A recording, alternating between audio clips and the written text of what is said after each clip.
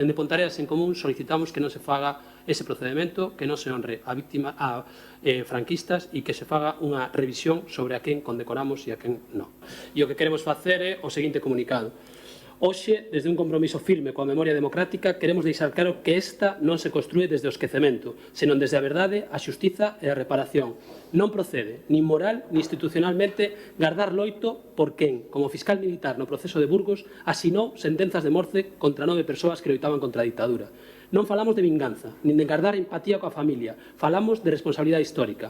Honrar desde as institucións democráticas a quen participou activamente na represión franquista supón unha ofensa á memoria das víctimas e un insulto á democracia polo que tantas persoas deron a vida.